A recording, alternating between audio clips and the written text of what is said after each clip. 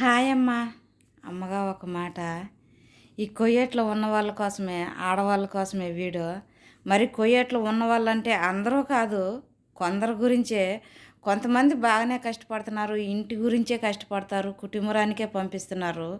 కొంతమంది మాత్రం ఏం చేస్తున్నారంటే, బ్రతకాలన్న ఆలోచనతోనే చిన్న చిన్న పిల్లలను కూడా వదిలేసి, ఇంటి పరిస్థితిని, ఇబ్బందులను పట్టి వస్తారు.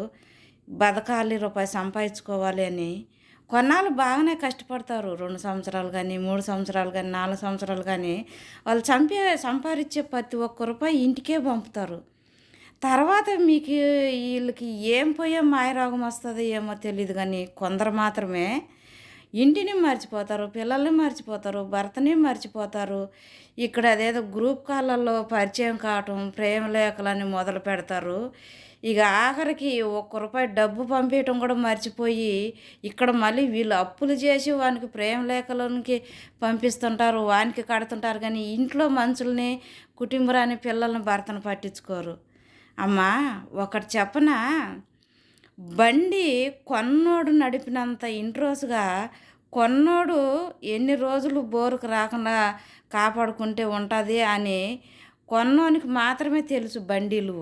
ఎలా నడపాలి, ఎలా నడుపుకుంటే ఎన్ని రోజులు బోరుకు రాకుండా ఉంటది బండి అని జాగ్రత్త పడతాడు. అద్దెకి తీసుకునేవాడు జాగ్రత్త పడడు. వాడు ఎన్ని ట్రిప్పులు తోలామా, ఎంత సంపాదించుకున్నామా అన్నదే ఆలోచిస్తాడమ్మా. ఇప్పుడు నువ్వు వయసులో ఉన్నావు కాబట్టి నిన్ను వాడుకుంటాడు.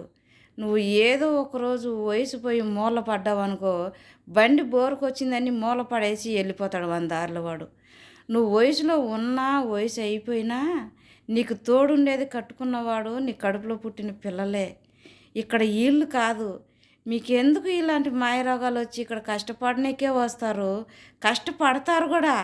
అయినా సరే ఇంటిని, పిల్లల్ని, భర్తని మర్చిపోయి ఎవనికో పెట్టేసి వాడు ఏదో ఒకరోజు వదిలేసి వెళ్ళిపోతే ఇక మళ్ళీ వాని గురించి ఏడుచుకుంటూ వీడియోలు పెట్టడం మీకు సిగ్గు అనిపించట్లేదా అమ్మ? ఇంట్లో పిల్లలు ఉంటారు, భర్త ఉంటాడు, కుటుంబం తరపున ఎంతమంది బంధువులు ఉంటారు. మళ్ళీ ఏడ్చుకొని వీడియోలు పెడుతున్నారు. అది ఎవరో ఒక ఆమె పెట్టింది, అది పవన్ కళ్యాణ్కు అని చెప్తుంది. పవన్ కళ్యాణ్ ఈ మాకు ఆడవాళ్ళని మగవాళ్ళు మోసం చేసి మధ్యలో వదిలేసిపోతున్నారు, దీనికి ఒకటి పద్ధతి తెస్తే బాగుంటుంది. నువ్వేం పెళ్ళి కాని పిల్లవా అమ్మా?